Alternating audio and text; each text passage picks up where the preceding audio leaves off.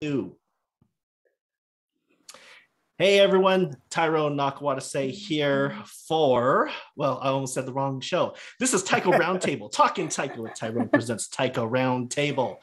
I am your host, Tyrone with my co-host, Mr. Mark H. Rooney. Welcome, friend Mark. Of the show. Yes, friend of the show and co-host of, you've actually done more of these than I have now, the Round Table. Yeah, that's true. Yeah. So this very well might just be your show now. So, yeah. All right. But anyways, well, Mark H. Taiko presents as well. Yes. Sorry. Let's move along. Yes, I know that was what we talked about ahead of time, right? Yeah. So I'm decked out here. If you're watching the video, LA Dodgers gear, Japangeless shirt, because we have nice special guest from LA. She's been a guest on Talkin Taiko with Tyrone before, and I was looking up. You were actually guest 22 on episode 22, and we're on episode 70 now. Wow. And so it actually would have been more if I would have got off my butt and done some more episodes, but life happened. So oh yes. So welcome back. And you also participated in the game show. That's right. Yes. Yes. So for the third time. So you've been on all three different Talkin Taiko with Tyrone shows. So making it the trifecta, we have from the greater Los Angeles area, Tomomi Hongo. Welcome to the Round Table. Hello. Hey. Thank you for having me. All right. So here we go for the Round Table. You guys know how this works, or maybe this is the first time you're watching or hearing this one. So I have limited Mark to talk only for 1 hour. And actually it's for me too. But these are supposed to be about 1 hour digestible shows that we do, not the long version podcast that everyone knows and loves that takes forever to listen to. So these are going to be 1 hour. We're going to talk about this topic. Today's topic for discussion is old songs. Should new people learn them? Are they important or relevant in today's Taiko landscape? And one of the reasons why we have Tomomi Hongo here is because she's going to be talking about a song that's being brought to the forefront. And it's funny because we had actually talked about this on episode 22 of your podcast a long time ago, and now we're finally talking about it again. Yes. We're going to get into that into a minute. But that song is actually going to be tied into an event that you're running called the LA Taiko Fest. And so before we get into the conversation, why don't you tell us a little bit about LA Taiko Fest? Okay, I'll try to do this fast because we have an hour. So the LA Taiko Festival is coming up in a couple of weeks, August 6th. And the idea behind that all started at my dad's funeral. He passed away in 2019, like right before the whole COVID thing happened. And Tanaka Sensei came to the service and he spoke at the service. And then we had like a reception afterwards. And at the reception, I wanted everyone to play Hayashi because everyone just remembers that song. My mom hasn't played in like 20 plus years, but it's like you just don't forget that song. And Sensei also joined us too. And then afterwards, we're like, hey, Sensei, what do you think about doing like a memorial concert or something? He's like, oh, okay. But then like we went into lockdown. So I didn't even think about the concert anymore. I was like, just surviving the pandemic, just getting through that, right? Fast forward 2021, we went up to San Francisco again for Tanaka Sensei's wife's memorial service. And my mom and I had to help with the snacks. But then he had his youth group perform. And he was on the street. And, Sensei mentally very strong, but physically, he needs support. But I could tell, like, okay, he's getting older, right? Like, we should do something for him. So that idea came back, like that concert idea came back. So then that same summer, I went up to San Francisco and I spent 2 weeks up there just to connect with him because I only know him through my dad. So I was like, okay, I want to get to know him on a personal level and also ask him about this concert, which I was really scared to ask. But I asked him, he's like, okay, we'll come to help. And I said, no, you're going to have a whole half. Oh, okay. I think for him, that also gave him purpose, right? Because a lot of us, we're still in the pandemic, but it gave him something to look forward to and work towards, and us too, right? So I was scrounging all summer, fall, finding old Hongo Taiko players to come back and play. So my mom's generation, LA Matsuri, a good chunk of them are coming back to play. San Fernando Mugen Taiko, like Adam Toda, like they're not playing, but that era. Some of them are coming back to play. Oh, okay. So all these different generations are going to be on stage together for the first time in a very, very long time. So the goal is to not only honor my dad, but also Tanaka Sensei, to thank him for establishing Taiko in America, because I'm sure you guys agree too, like most of your friends and family you've probably met through Taiko, right? And your group becomes your second family. So I know I'm talking too long, but that's the gist of it, is to celebrate Hongo Sensei, my dad, and Tanaka Sensei, and to thank him for starting Taiko in America, and just to celebrate both of them. So that is it in a nutshell. And I understand tickets are still available, and we have seats still available, right? Yes. If you go on our website, lataikofestival.com, there is a link that says tickets, and that'll take you directly to the JCC website, and you could purchase tickets there. 25 for balcony, 35 for orchestra. Okay, got it. Seating. And it's going to be San Francisco Taiko Dojo, and then I guess kind of what other groups kind of in this like Hongo family of groups are going to be performing for that half? Good question. Yes. So my mom calls it the OGs, but LA Matsuri Taiko. So my mom's generation. She's gonna play Venice Koshin Taiko. Some of the members are gonna come back, and current members are going to play. So it has a good mix there. Two people from San Fernando Mugen Taiko. They're gonna come back and play. The kids group I teach in Culver City, El Marino Language School, Rainbow Taiko. They're also going to play. And a good good chunk of them started via Zoom. So this is their first. I mean, they had one public gig this past a couple of months ago, but this is their first, all of them, concert setting. So those main groups are coming back, are going to play, and then we have some guest artists in one piece that we're going to put together, or that we're putting together. But yeah, kind of the groups that my dad established in LA. Little trickle of everyone. Okay.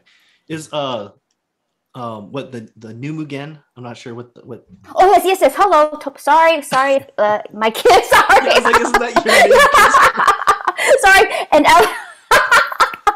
so there's too many. Okay. And LA Mugen. I'm so sorry. I love you guys. Yes, LA Mugen Taiko. They're also participating in the concert. Yes. Okay. All right. Okay. Love. Sorry. And yeah, I noticed that you had on social media campaign, and that I was lucky enough to be able to participate in, and with some other groups. And it's, I don't know, is it a surprise that there's going to be people involved in the show too from these other groups that are, friends of you, and of obviously learn things or been inspired by your dad's work. Maybe we'll just leave it at that, because I don't want to necessarily give up the surprise. I don't know if it's a surprise or not anymore. It's not. It's not. Instagram thing, so it's not that big of a surprise. But I didn't say what we did or we're doing. No, it's not a surprise. I think it. Well, if you follow, if you're on our Instagram and Facebook, it does talk about, how we incorporated all these groups to play a rendition of Hayashi, to really put forth that we are trying to make this a piece that people can learn. Obviously, please connect with me first so that we can, learn through workshops, whether it's Zoom or whatever it is, because there's different, I guess, not styles. Yeah, I guess styles that people play. I know certain groups play in Hawaii, they play a little bit different, and that's fine. But let's have a conversation. Let's connect versus like, oh, that's cool on YouTube, I'm gonna learn that, right? Like, I think it's important to make that connection. So yeah, it's not a surprise. So we have Tyrone's at Inochi Taiko. They're playing Hawaii Matsuri Taiko / Somei Taiko. They're also part of the project. And Nolan from Bugen Taiko. They're also part of the project. And a lot of these groups, either I met you, right, Tyrone, and Hawaii Matsuri and Nolan. They all know my dad. So it's like it's that Hongo, I guess, connection. And you guys are helping us say, hey, let's learn this song. Yeah. You can play it. So, yeah. Well, thank you so much for letting us be a part of that. Growing up, I think we talked about this in your episode. It's like that was always one of the cool songs that I like to watch. You will not forget it. Yeah. And then play it over and over and over. So I really appreciate being a part of that. And that kind of segues a nice segue into kind of our discussion about some of these songs. And this is kind of something I'd been thinking about for a while. Even before this, and because when I started teaching, whether it was teaching folks that were kind of brand new to Taiko, or teaching folks that maybe had played like collegiates, they had some experience, some basic level of experience, and then they were kind of more learning our form, learning our style, just enhancing their skills. And it's funny because, and also take into consideration too, and Tomomi, you probably.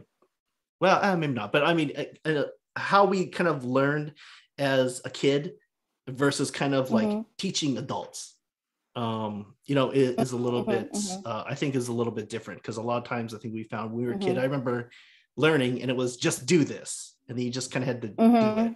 Now, I don't know if that was learning as a kid or if that was learning like in the late 80s, early 90s. I'm not sure if that's what that was, right? But I was like, where was I going with this? Oh God, I forgot. Baby brain. But anyways, I mean, just so the thought kind of came up of like, hey, there's some songs that we don't play in our repertoire anymore. But that were really important, that were like the staples when we were growing up. And I would find that as I would go and teach different songs, or we do a solo or work on something else, there was a movement that I would have known from a previous song, or a skill I would have learned because we would have played it over and over and over and over again in one of these old songs. So for example, like left hand arm swing, it's like I could do that because I did Utsuhachijo for like over and over and over and over again, right? There's things like that where it's like you learned a certain move in a certain song.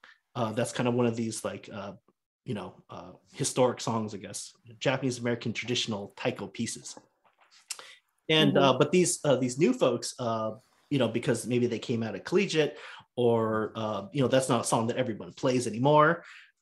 They might not learn those or drill those the way we did, because everyone wants to kind of do new cool songs and do different things like that, right? And so that's when I really started kind of thinking about this question of like, well, is it important to play those old songs, whether it be for like skill, maybe historical wise, and maybe it's different relative to the song or group. But before I've said enough, I'm going to kind of throw it back to you guys. And we've been not letting Mark talk for a long time. So let's unleash the beast. Come on. You're like this. Come on now. Can I have a turn? He's trying to jump in. I see it. Yeah, if you got like, all right, now's your time to take your 15-minute break. No. I want to clarify too, in this question, there does need to be a little bit of clarification when we're talking about old songs. Like, how old is an old song, right? We're talking about older, so earlier generations of the North American taiko music, or are we talking about songs that harken back to festival music in Japan? Or what ones are we talking about? And that's a good question. I did not think about that. I mean, I guess relative to the way that you want to, I don't want to say construct your argument or construct your opinion, I guess we can take it from multifaceted ways. I mean, how do you want to drive the discussion? Would you like to talk about old songs in regards to traditional festival pieces in Japan, or are we gonna maybe we should stick to North American based items, but if it harkens and it's germane to the conversation, then we can bring it in. But I mean, that might be a lot bigger of a conversation. Yeah, I'm definitely not knowledgeable in that either, so I mean, you might be the expert. Well, this, as is my job as being the staple, dissenting opinion on like so many things, and I'm just playing a little bit of devil's advocate as well, is that, a lot of songs that are common or we think of as, you know, kind of the traditions of North American taiko, aren't that way all over, you know, the country. You know, speaking as an East Coast player, you know, there's a lot of songs that when I went to the, you know, would go to conferences and such, or, you know, like even just like jamming with people, and like, well, you know, this, like, it's just like this song. And I'm like, I've never heard of that song. I've never seen it, never played it. I have no idea. But it seemed such like a staple of, you know, of the West Coast kind of taiko contingent that, you know, and then again, like I learned also, you know, I learned a number of songs while I was in Japan that might have been a little bit more like, you know, kind of like, you know, sort of older sort of festival traditions. And I start to see all the similarities between them as well. But yeah, so like, are we talking old songs like Miyake? Are we talking like, you know, Yatai Bayashi and those kinds of things? Or are we more specifically talking about earlier a kind of North American taiko, you know, even coming down to, you know, the versions of like Matsuri that go around? Yeah, I mean, I think that some of the songs that you just mentioned there, like Yatai Bayashi, Miyake, even like Utsuhachijo, you know, some of those pieces, I feel like that was a lot of repertoire. At least, I mean, I'll defer back to the West Coast, right? You know, looking back into like the 70s and definitely like the 80s, right? When I would have started playing or been first kind of exposed to taiko. So, I mean, to a certain degree, I think that there are some linkages and some commonality there. But, you know, if we start talking about maybe festival pieces that are linked to a specific village that may only be more common to that village and that specific festival, maybe we don't talk about those relative to this conversation. Right. Um, But I mean, like, still, like, in thinking of sort of the big picture. So, what are some of the? Maybe we should approach this by what are some of the old songs that we're talking about here? ooh, Like, that's a what good are the question. common? What is the common vocabulary? Because hey, where I'm going with this, let me just keep this to 2 minutes. But you know, I started even when I was teaching in Boston. I started a class which I called Taiko Styles, and I still teach that to this day. Oh, And the styles were more based around those sort of songs and traditions, though, not necessarily just a style. Nowadays, it is more style. I just finished like Katsugi Okedo, but in the old days, like I would do a whole series that was just Utsu Hachijo, and then just Miyake, and then just, you know, Hiryu Sandangaeshi, or, you know, and trying to like, because for me those were the styles and the songs that did have such far-reaching kind of you know, connection. And, you know, I think it was very interesting to me, Tomomi, like the language that you used earlier, which I totally agree with, was not just about like, oh, let's just learn this. Not about let's all learn this song. It's like, how do we connect through this song, right? You're saying, you know, it's not just something to just learn off of a video so that you know the song. It's like, connect with me. Like, let's learn that kind of thing. I'm showing my colleagues, I'm recently at Nendaiko's Obon at Ekoji. And, you know, it was great. It was like, first of all, being back in an Obon after so long, but also just like at the end we were doing, you know, Ajanaika, and, you know, and such a grand North American tradition for that. I remember learning that like at NATC alongside, you know, all these people. I'm pretty sure, Tyrone, you were there. As people are just doing the dance, and that's how you learned it. And it was wonderful, and I still love that song. I love that dance so much, you know.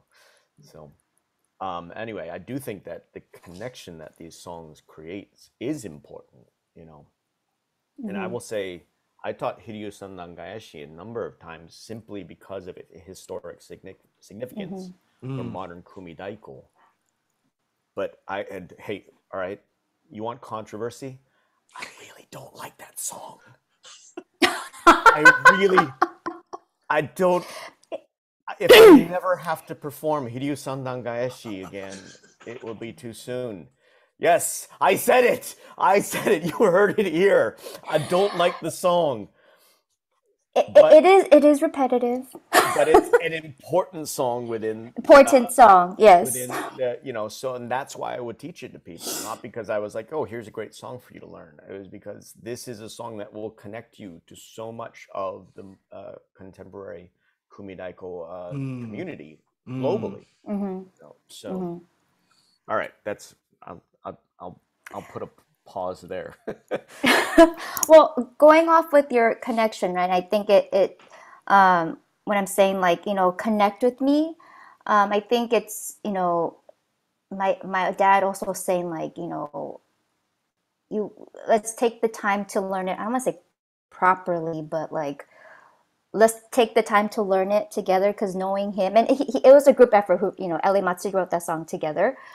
I also want to honor that, right? So I think it's important to know like the history behind it. What I heard, my uncle, they're all uncles to me of LA Matsuri, but they're like, oh yeah, your dad just showed up and, wrote this piece. And I was like, what does the song mean? It means song, basically. It's just like, here you go.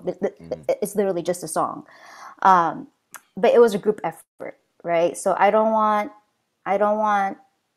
in hindsight, when I'm thinking about all this stuff, like I don't want people to lose that. Similar to Hiru-san Nankaishi, right? Yeah, it is repetitive, but it's important to know the history behind that, right?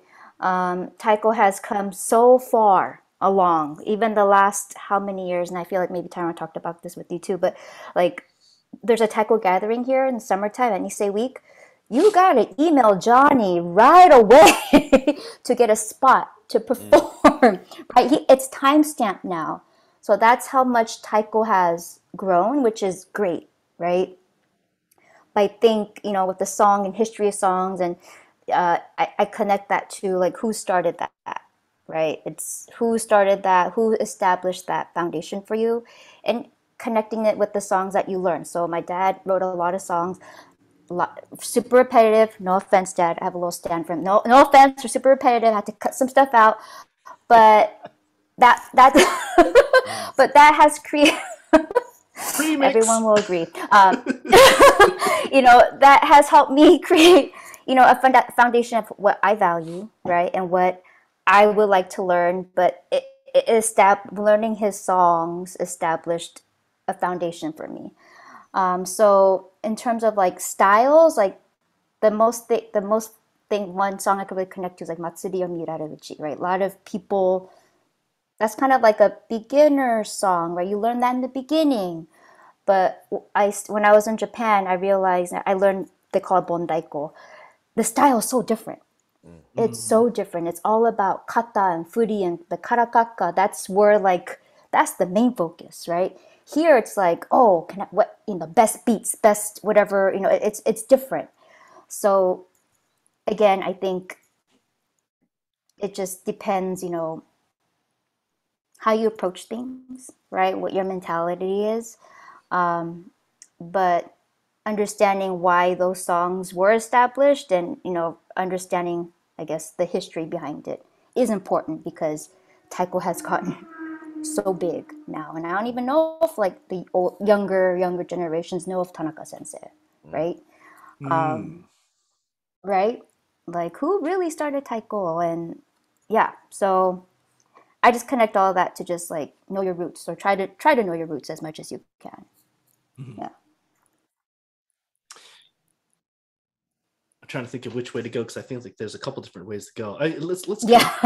Let's continue to go down this route of kind of from a connection and from a history and historical standpoint, because this also transitions to kind of that pool of songs that we kind of just talked about that are kind of traditional to the community.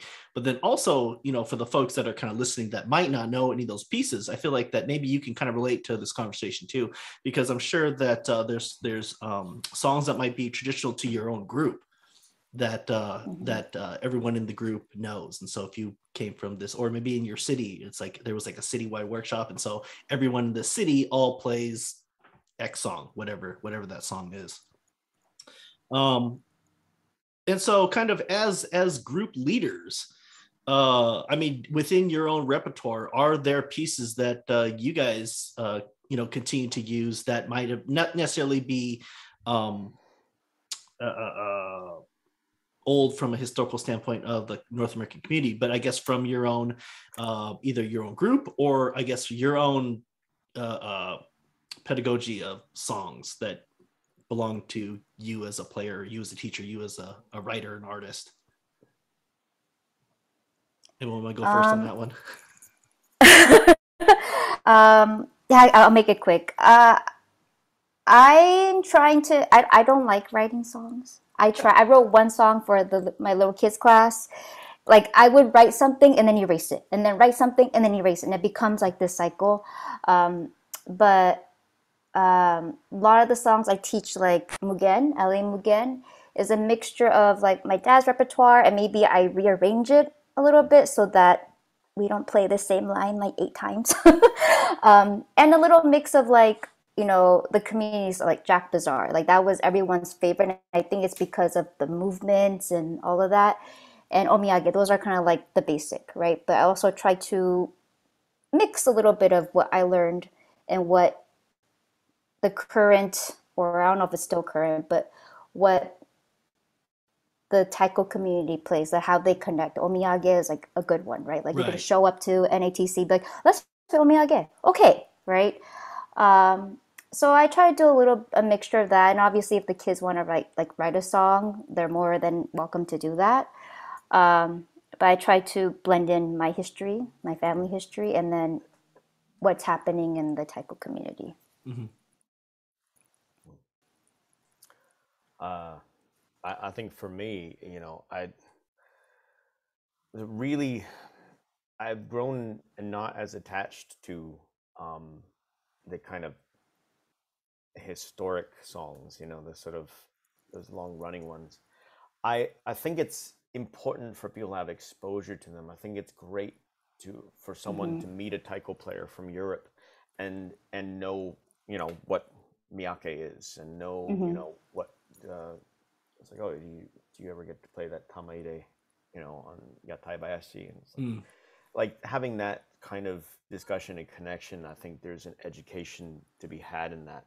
At the same time, I think, for me, teaching any taiko player on any level is about figuring out what is the short and long term goals for that player, right? If it's someone who's like in my school, who's very just loves coming to the recreational class. They've been in the recreational class for years. They're already developed as a taiko player, but for them it's very communal and social and sort of immediate. I always try to, like I drop a lot of names because I want people to understand that they are part of a much bigger community, but at the same time, someone who engages, once a week for like, 8 to 16 months out of the months out of the year, weeks out of the year, those 16 months, the leap 16 year. months. Yeah. Right. but I think that I could spend a lot of time like going through the sort of canon of North American taiko songs, or I could teach them something that will connect them to their most immediate community of that class. Oh, yeah. So You made me think of something, because in terms of goals, right? Because you can tell like in a class which students like, okay, like I'm like really into this, and like, or you can maybe, push their interests a little bit more. So I had a few kids where, it was like that one or two that were like, oh, Sensei, I want to learn this. I want to learn this. Okay, let's take a class together, right? So we learn together, but it's not me like pushing what they want. I just noticed like, okay, they're interested in this. Let's take it a step further, because they want to take it a step further, right? But like with miyake and stuff, how come we don't learn that? I'm like, I don't know how to. I've never learned it like properly, right? So I don't feel comfortable saying it's like this, or how come we don't play yatai? Because I don't I don't know the correct foundation for that, but I tell them, there's workshops, right? There's Asano, they always have workshops, right? If you're really interested, go check it out, right? There's opportunities, but I don't know. I don't know how to play it properly. I don't want to teach you the incorrect, right? There's difference, not to say there's wrong or right, but I don't feel comfortable teaching it if I have never really learned it myself, right? So like you said, Mark, like reach out to know the people you can reach out to, expose the students to different styles out there, because you can learn so much, right? I want them to go and learn more stuff. That's okay. I'm totally okay with that. I think that's better. Yeah. I think for me, part of it was almost from a practical, and it's funny because it's like practical on two different ways. Practical from the perspective of, if we had older songs that might have been like traditional to our group, or kind of a song I wrote a long time ago, because we still play the first song I wrote back in 1995, Saiki-san no Tamani. It's kind of one of our signature pieces, and audience love it. And it's another piece that if you're interested in learning that, we do workshops for it, and you can reach out to learn more about it. And if you want to watch it, it's on YouTube all over the place, from different iterations of our group playing the song. But it's funny because now it's one of those songs that it's a relatively easy song to learn.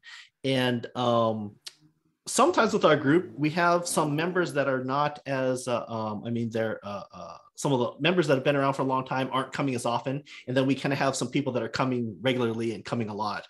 And so sometimes the people that come a lot are learning new songs, or they're writing a new piece and they're kind of working on that stuff. But then sometimes the people that aren't as coming as much, we still want to give them a chance to be a part of the group and be able to kind of hop in the show. And so sometimes it's that practical perspective of like, well, everyone knows how to play this one because it's the old one and the old people know it. So we're going to go ahead and throw that one in there. And that's the old people song. And it'll give these new people kind of a break in the performance. Yeah, well, that's what we call it, the old people song. The old people song. Yeah. The old people song. They play that, and then it gives the newer people that are coming more regularly a break in the set, right? Because it's like they don't need to go hardcore on this one, because they played the real, they're exerting themselves a lot on this one. It's like, okay, you get a breather, old people song, and then it's like, and then we mix it, the song we kind of all know together, stuff like that. But so from a practical perspective, it's like that. And then from another practical expense angle here, I think sometimes with some of these songs that I've had over the years, we continue to use them because either they're a hit with the audience, and so that's always kind of exciting for us to be able to play a song that really gets the audience kind of engaged and excited, right? And also and kind of in line with that, it's because it's like, hey, we got a great product here, let's continue to use this, it's useful, let's continue to not just like we spent all this time learning this one song, we play it for that one show one time and then we never play it ever again. So I don't know if that's necessarily the right way to look at some of these things sometimes, and sometimes I struggle with that. It's like, am I doing songs? Do I write music because I'm trying to be commercial? Because I only have a limited amount of time. And when I'm writing this piece, I want to use it for a performance that I could use multiple times because we spent so much time working on it. I don't want to just throw that away. And so if you get a handful of enough of those, then you start to kind of build that catalog of songs, from our group that our group knows or that our group kind of uses. And so it's more, I use these old songs because it's practical, which kind of sounds boring to a certain degree. But I mean, we only have so much limited time. I'm not really running a business, but it's like, we're trying to get enough money to make ourselves cost neutral, right? So I mean, it's like we want to do stuff that's going to work in the theater, and it's also going to work in front of grand opening Asian grocery store, right? Which is why I still haven't written some of these other like artsy fartsy songs that I want to write that will take forever, that aren't going to work in front of the Asian grocery store. But I digress in regards to that piece. And so I just kind of wanted to kind of throw that out there as another kind of something I do, or reason why I might use some of these old songs too. I don't want to go too far down that rabbit hole as well. I mean, I feel like those are very different kinds of songs. I myself, sorry, there's like something flying around me. Um, I I always view these songs when I create them. Like I have for my performing ensemble, we have like a standard set. We have like you know a standard number of songs between 6 and 8 that like we know well. We're interchangeable on different parts of it and stuff like that, so we can always just kind of throw those together. And that was always my goal, was to have an ensemble that could just do any gig, and we're doing the same songs, and we're doing them everywhere. You know why? Because the audience is different every single time.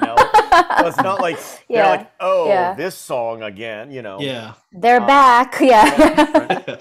Whereas if I am doing a theater piece, which I don't do a lot of, right? So a theater concert is a different experience. But that's where I would love to do more, concerts like that, like actual sort of theater. So anyway, but getting back to the sort of question, the root of the question of what we're talking about as well, then, I mean, I think that, for a long time, I was very similarly, to what you said earlier, Tomomi. Like, there are some songs that I'm like, I don't know that song well enough to teach it, right? And my solution for that always is, well, then I'll bring in someone else who actually does know that song enough. Yeah. Learn it at the same time. But at the same time, I started to realize, like, I know enough of some of these songs to at least expose people to it, right?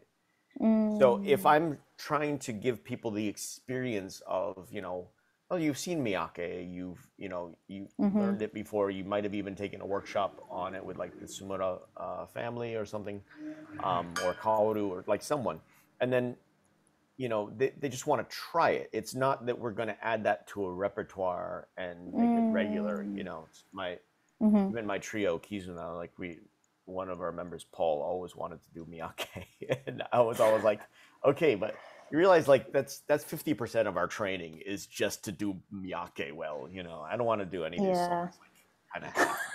So I'm like, we just have to do training to do miyake, as opposed to like being able to practice through all these other songs. Anyway, the point is, for me, like, I do feel like I have it, not all songs, but like there are some of those songs that I've performed some of these songs, like in Toro with like Marco Lenhard, or different places. So I feel I have enough of a knowledge to be able to pass it on more as the history and the tradition of it, and not so much like, oh, I'm gonna make you a great miyake player. I was gonna say, make the experts. Yeah. And so to that end, I do think, again, like, these songs create a common thread of vocabulary, globally, in a way that makes a lot of these songs important. Again, like, it does come down to, as Tyrone was saying, as a matter of time. Like, how much time do you have? Like, do you need to put together a 12-song, concert in the next 3 months? And it's like, well, are we gonna take a break in there so that we can explore, any number of these songs that are, become such tradition?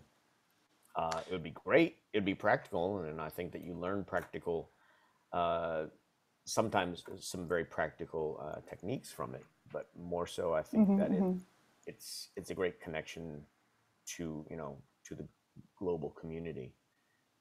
So. And that's actually a good segue. I really wanted to talk about something else, but I really want to talk about this too. And you segued very nice into it. So we're going to go that direction. Talking about kind of that learning, that technique. Let's talk about that angle. Because I think that there's kind of like when that's one of the things that kind of kicked this off in my brain. One of the things is that, hey, this song may be repetitive, whatever it is that we're playing, because I feel like a lot of songs back in that era, you listen to them and they're relatively simple songs. You didn't have a lot of I mean, there's some that kind of existed, but for the most part, I mean, especially the ones that a lot of people know and I think have kind of stood the test of time, really are a lot more basic. And I'm not saying that you can't do things with basic songs or you can't take these and make them exciting. I'm not saying that at all, but you know, sometimes some groups and some people kind of want to do something more like exciting and flashy, and that one might not be as exciting or sound as engaging because it's just the same. You know, you like even like Matsuri, right? It's like the 5 lines in that first part, and you play it like a 5 you know, 5 times in a row, and then you play the middle part and you play it 5 times at the end or something like that, right? So I mean, there's a lot of repeating. But so it's all festival music, right? Those songs are all based on festival traditions like Matsuri, Miyake, Yatai Bayashi, which is repetitive all day playing, right? It's that's true. Way. Yeah. And you know, and it was groups like Ondekoza, you know, Hodo, who took those festival traditions and made them more stage savvy, you know. That's true. You know what? I didn't think about that. Yeah. You think about it, like that's the format of those songs. Is they're meant to be just the same. I mean, Miyake, when you listen to just Miyake, oh like, yeah, I mean, it's based. Ondekoza, they added solos, like, but Miyake is just don don don don don don don't repeat 5,000 times. Right. You know, 5,000 times. Yeah. Right. So like, you know, that's the festival tradition behind it. You know, and I think it's an interesting kind of concept. I'm always trying to create something that's more modern festival feel. But that requires context, so much context, you know, as well, you know. So if you're going to put something on a stage, you don't want it to be a 7-second rhythm that repeats, you know, 28 times over and over and over and over and over. So I mean, but yeah, that's true, because we're using it on a stage versus in the past where it was just kind of, it was something that was going on, not in the background because it was an entity to itself, but it was just something that continually. But so much other stuff happening, right? As well. Like, you know, there's dancing and there's like, you know, the mikoshi and like, you know, there's festival stuff happening, you know. So yeah. So I mean, I think that, you know, some of those old songs, like the repetition, as you're talking about getting into the sort of technique of it. The technique is something that is interesting to me because that's something that evolved out of this. Like, you know, when you watch like old videos, you ever see those videos of Yatai Bayashi as they play it in Saitama? They're inside of, you know, the Yatai. Like no one sees those players, and they're not like doing that, you know, fancy thing like this. They're like sitting there slumped over drums, like you know, like they're just playing because no one sees them, right? So like, I don't know if I've seen that before. Yeah, it's all like, you know, when it was Ondekoza who really, you know, was credited, you know, some people, of course, like Etetsu Hayashi, you know, who really took it into a performance. They put it on a stage. Right. Yeah. But you're like going to sit down at this thing. Like, that's not what they're not sitting like that, you know, with abs of steel in the middle. You know, so it evolved into a technique that become refined. I think that's, you know, to be honest, I think that's very indicative of a lot of Japanese arts in general, you know, which was like the sort of the way the do emerged from, you know, kind of just the folk tradition. As we were talking about folk music, it's not refined. It's very, you know, you go to local festivals, they're not like dons, dons, dons, you know, it's very, he's like, don, and I'm drunk, don, I'm making stuff up, you know. So it's like, you know, I remember that, you know, well, I've said too much. So let me pass it over. I'll stop talking. I want to throw it to Tomomi, but it's like, I just, before I forget, it's like, you sparked something in my brain, the story from Charles Kellogg. He was telling me about when he was studying with Kodo, he said the dichotomy was real interesting of like, they go and learn kodo, and it was very like a strict style. And then they would take him into the local festival, and he said that the guy would just he had one foot on the stand, and he'd be playing this beat, and he'd be playing it, and then like his subordinates would come over, and then they would bring the beer over, and he'd drink the beer while he kept playing the beat, and then the other guy would come over with the cigarette, and then he'd give him the cigarette and put it in his mouth, and then he'd smoke the cigarette while he was playing, and he never stopped playing the beat, and then the beer guy would come back and he'd give him the beer. Oh my God. He said this is like dirty taiko. he's like, but he said he was so interesting that contrast, but it's just a funny story that reminded me when you started talking about that. But yeah. What do you think, Tomomi? Like basics, like technique, like the root of the conversation, like when you're talking about basics and technique, like learning proper technique, or yeah, I mean, just if we were taking it all the way back to the very beginning of the conversation in regards to kind of this offshoot, and you can phrase it differently if you want, because obviously you see where this conversation goes in this show. But when I was kind of thinking about, it's like I said, kind of learning that left arm swing. It's like, well, is it important to keep making everyone play Utsuhachijo for hours on end to learn that specific arms movement? So when you use it in some of the pieces that evolved out of those pieces, that you could do it properly and you could do it well. That's also folk. That's also folk art though, because I've been taught that left arm swing in 6 different ways. Well, relatively, right? Relatively. I mean, it's because obviously there is no defined way to do said movement anywhere. I think at least North American taiko wise. I mean, people may claim that like this is the only way to do it, but I think that could be a whole different discussion. That's a whole different episode. that is we don't have time to record today. Well, I will just say, I have my little highlighter here. I will just say that man over there, he was all about basics, right? And I think, he thought one way was the right way. And we all know there are many ways of learning like basic technique, right? I'm thinking about it now when you're talking about technique and how it evolved. I'm also thinking about, as I'm getting older, and my husband's trying to learn odaiko, right? And I'm technique is important because you don't want to get hurt, right? So he was playing odaiko for like an hour at our last practice, and he woke up, he's like, my elbow hurts from playing odaiko. And I'm like, how does your elbow hurt from playing? But he was gripping the stick so hard the entire time. I'm like, relax, right? You don't need to like muscle everything. So if we're talking about technique, I think about now, you don't want to hurt yourself, right? So I think it's important to learn in that way. It's important. But I think like certain songs like Miyake is a good one, right? The stance is important, right? You need a proper stance to get good sound. I think taiko in general, you need a good stance, but I'll take it back to Matsuri, where that can evolve, that can be so involve your whole body, right? Even like to like getting a good sound on your drum when you play the rim of the drum, like you sensei, he was like, oh, hit on this part, you feel a certain vibration on your sticks. That's when you know like you got a good sound. I'm like, oh my God. But just trying to hit that same part all the time is not easy, right? So I think maybe the song helps you develop your technique, whatever it is you're learning, right?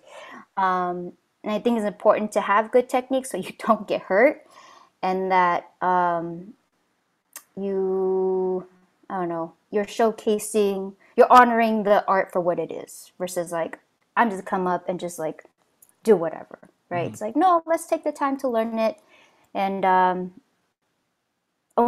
take ownership of what you're learning, I guess is, I think, important. But yeah, injury is something I learned this weekend. Like, oh, yeah, let's work on that because I don't want your wrist to hurt or your elbows to hurt, right? Yeah. Elbow. I was like, wow, odaiko elbow. Like I was like, and now I see. I'm like, he was like gripping like really tight. I'm like, no, like I should be able to like take the stick out of your hand, right? It's not muscling. It's all you use your whole body.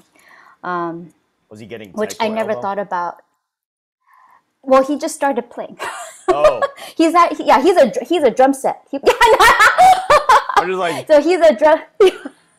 just No, start no, with no. Odaiko. I'm just gonna start with an hour. Oh no, no, no. He started with he's been like he's a drum Like set. he's been playing He for a played little bit, right? I Yeah, mean, he did. He was shime, and then I tried to teach a little bit naname, but he really wants to learn the odaiko. So I was like, okay. So we've been airbotching at home, which is different from on a real drum, right? yeah. So he did it on the real drum this weekend. He's like, my elbow hurts. I'm like, Mm, how, yeah. how? But It yeah, so it's sound like technique. Taiko elbow to me, which means Uh-oh. hyperextension. Right. I don't know. It was kind of yeah. He's not It's a hyperextended. work in progress. I mean, It's a work. I mean, that's what we do. It's like, okay, well, let's see if sometimes, yeah, and it's so strange because sometimes it's like, depending on people's bodies and the way that they move and stuff like that, right? It's like, you say, Yeah. okay, well, let's see, let's try this, and it's like, do you still have pain? It's like, no. Mm-hmm. It's like, okay, well, we solved it. It's like, yes, okay, well, keep doing that because that's going to help. We don't want to cause Keep pain, it up. but let's figure out what is also going to not, because like, it's that first diagnosis. It's like, okay, that didn't work. Okay, let's look again. Let's try this and let's try that till we find it. I mean, and we do that all the time. And so, yeah. If you watch this, Lee, I'm sorry, I'm not throwing you under the bus, but we're talking about Lee is my husband.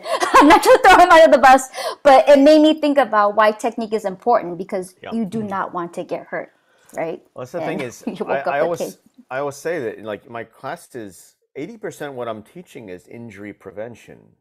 Mm-hmm. It's just how to hit a drum not using your body in a way that's going to injure you. And Yeah, that's my main concern. Like I was like, we go over, just that real fundamentals. It's just about like, yeah, getting your stance right, because so many people can torque, their body in the wrong way just by having the wrong stance, or like just always that. There's a lot of hyperextension. There's a lot of that tension. You said, grip tension is huge, especially people learning. So I really like, yeah, I teach some songs and drills and such, but mostly I'm just teaching people how not to injure themselves while Don't getting get a hurt, sound out of the please. drum. Yeah. Don't get hurt, please. You do not need to muscle it. Just let gravity do the work. Yeah. Yeah, I was again just thinking about these different things. It's interesting because, and it's kind of funny because I remember when I was a kid, right? And I started playing 8, 9 years old, and we learned like Renshu first, and then we played Matsuri and we played Ashita, and that was kind of our first pieces we learned. And then I'm watching videos here, there, whatever, and then I see these videos, and I'm not trying to knock it because I'll disclaimer. but it's like, man, I've seen these little 6-year-olds playing dokokata, and I'm like, we got these 6-year-olds playing dokokata, and I was playing Masi and Ashita. It's like, we thought it was advanced. We were doing right arm over, left arm over, both arms up. That was like advanced for us. And I see those little kids like, man, is that the sign of the times? Because or what's the deal? But not saying that that's not important, because again, going back to those skills, and we may have this discussion in another 20 years and say like, oh man, the dokata is so old, and now these people are playing this other crazy song or something like that. These little kids, these little 5-year-olds playing this other crazy song or whatever, right? But I mean, it's a move.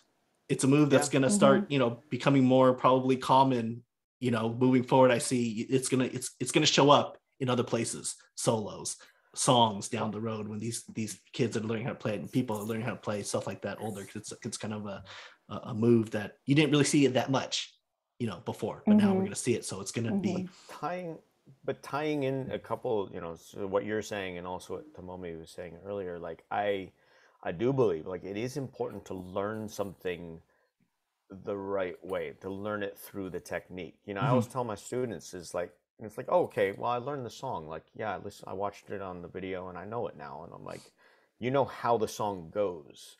That's about 10% of actually learning the song. I was like, you don't know how to play. You don't know the technique for it. You don't know the form for it. You don't know the feel of it. You don't know the dynamics. You don't know any of these kinds of really important points to it. And I was like, I'm very much not a repertoire driven teacher. Much to some people's dismay. But I'm like, let's work on, let's break down these rhythms. And to that end, something that you brought up earlier, Tyrone, like I do have, the first song I wrote was called Shinnen, and it's still the staple of my school. And I've taught it to a lot of other groups and people like that. And I've found in the last 5 years or so, like it's a great song to teach some very specific technique. Like you can get some very, very important technique out of playing Shinnen. So I always use that song as a means to teach, it's sort of like the bonus is that people then know the song. And so like, at the end of every recital, we end like every recital with it because it's people who play in other groups and guests, and sometimes we're just like, okay, who knows Shinnen? Just get up and play it, So. Nice. That makes me think like, I said I don't like writing songs and stuff, but maybe I'm thinking of it, I should think of it different. Maybe I should think of it in a way where it's more mostly, I mean, I'm always like technique, but focus more on the technique versus like, I don't know, Like the the song artistic itself. song of like the Yeah, rhythm of yeah, the melody, yeah, so to speak, I yeah. guess. Because I get too caught up in that, and then I spiral, and I'm just like, okay, I'm done.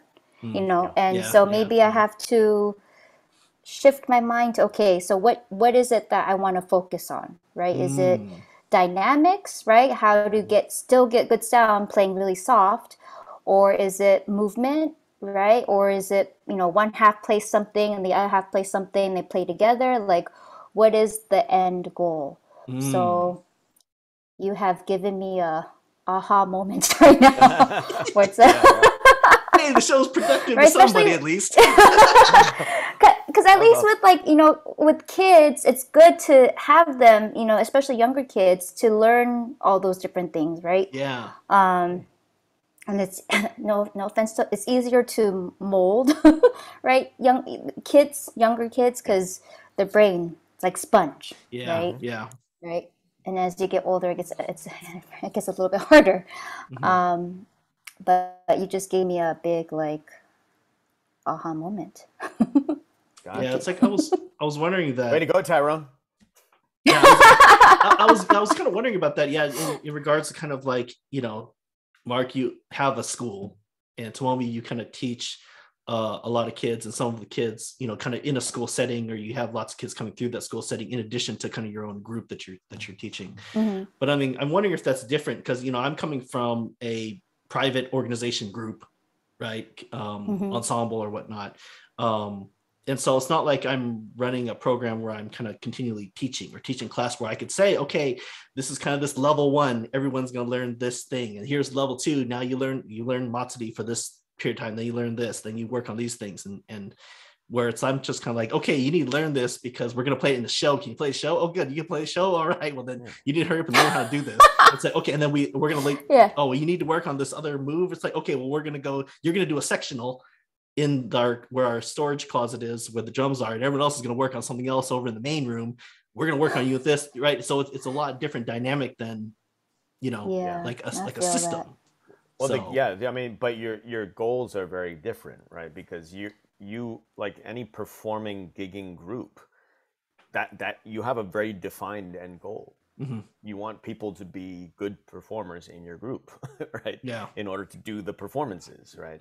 And so, anyone coming into your group is going to have that same sort of goal. Like they're going to like, oh, I want to do these badass performances with Tyrone and his group, as opposed to, when you're running like a school, like a lot of people just like, I want to experience, but there are Mm, people who come in my classes who never want to perform. And oh I yeah, never yeah. force hmm. people to perform too. I always encourage them Yeah. to, but some people are like, I enjoy the social aspect, the communal Being sort of around drumming, people. being around people, Yeah. drumming with that real like feel of kumidaiko, and the physicality of it. It's just a lot of fun to hit a Mm, drum really loud. Yeah. Stress reliever. Yeah. Yeah.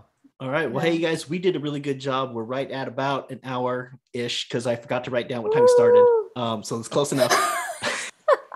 But one of the things that we tried to do at the beginning of this, and so we're going to Let me go on a tangent real quick. Yeah, we're going to try to close out. We're going to close out with this because we're over an hour, but it's close enough. Yes. We're going to close out with this. And Mark, help me out because if I forgot what our question was, but remember how when we first started doing this, our question at the end of every episode we asked each other was like this whole discussion that we have and our topic today was does it even matter or does it really matter? Does it really matter? Yeah, does it really matter? Who wants to go first? I'll go first. Okay. Keep it short because we're already over an hour. Okay. Does it really matter on this grand scale? Absolutely not. But it matters for each person who is in a leadership position or a teaching position. It matters for us all, or even people who aren't, people who play taiko. You know, what they do have to identify, like, this is an important aspect, the sort of history and that part that connects us all. You know, so I do think that everyone has to think about, does it matter to them? Like, how much does it matter to them? You know? So, Tomomi, your thoughts? Does it matter? I agree. I think it's up to the person. I personally think it does. It does matter. But it's like Mark said, it's really up to the person how much they want to. I don't know. Think about these things, learn about the history, right? Because I always think of it as like I wouldn't be here, right? I wouldn't have met you guys if it weren't for my dad, right? And my mom, both of them, they both played. So that's what I always think about. Like, it's because of them I've been able to play for a long time, and I made a lot of good friends. A lot of them became my second family because, you know, when you put stuff together, projects, you got to work together and you got to go through that hardship together, and that's what creates that bond, right? So, but that's just me, right? It could be different for other people. So yeah, I think it matters, but also depends on the person and how far they want to take it. Yeah. Does it matter? I want to say that it does matter, but there's a part of me that thinks that it may not. I agree with you guys, though, that it really kind of depends on the person. You know, but it should matter. But in the grand scheme of things, it's like, I mean, if people don't care about all the things that you guys just talked about, which are things obviously, you know, I care about, you know, I guess, you know, there's probably a lot of people that don't know the songs. Don't, you know, they find their own way to learn basics. They don't learn them through these ways, right? I mean, so I mean, does it really matter from that perspective? It may not, but from the perspective of, like, I think a community art form, I want to call it, right? Cultural community art form that we've kind of, I feel that we've made it into, right? To be a part of this community, then I think it does matter. But for the random everyday person, I think you guys are right. I would agree with that it's like, it really kind of goes back internally to you as a person and what you want to get out of this. But I think, you know, it should matter. It should matter for everybody, but I mean, it doesn't really have to, but I don't know. It matters, but it doesn't. Yeah. I think that's the answer to every discussion that we have. That's always the answer. So, any taiko drummer, if it doesn't matter to you, then that's cool. But if you're in my school, then it has to matter a little. Yeah. All right. Well, there you go. There you go. All right. Thanks, everyone, for hopping on the round table today. Before we go, Tomomi, why don't you give us one more time information about the LA Taiko Fest and maybe how to get a hold of you if you're interested in learning Hayashi. Oh, yes. Okay. LATaikofestival.com. Just check us out there. It has the links to the tickets as well as historical information about SFTD, Hongo Sensei, LA Matsuri. All the groups are performing. If you want to learn Hayashi, I'm a big social media person, so you can find me on I think you can find me on Facebook. I might have X'd that. Instagram. You can find me on Instagram, Tomomi Hongo, and then or email. I don't know. Visit our website, LATaikofestival.com, and you could connect us that way too. Sounds good. And my partner, Mr. Mark H. Rooney. Are there still spots left open for Connect if you're watching this upon initial release? Yes, starting on July the 30th, so that's like 10 days away or something. But there are still spots, commuter spots. I don't think we have any more spots in the dorms, but check it out, markhtaiko.com. Everything there that you might need to know. Awesome. And if you guys haven't ever listened to the podcast, we are on SoundCloud and Spotify. So just search us Talkin Taiko Tyrone. We've got 70 episodes in the main series. This will be episode 5 in the series of the roundtables. And then we've got the game show, obviously, on our YouTube channel. If you want to watch us when we played some games together during the pandemic, you can watch those episodes there on our YouTube channel. So again, thank you very much for participating today. And we will see you guys at the next big event. Thank you. All right. Thanks, Yes. Tomomi. Thanks, Tyrone. Thank you.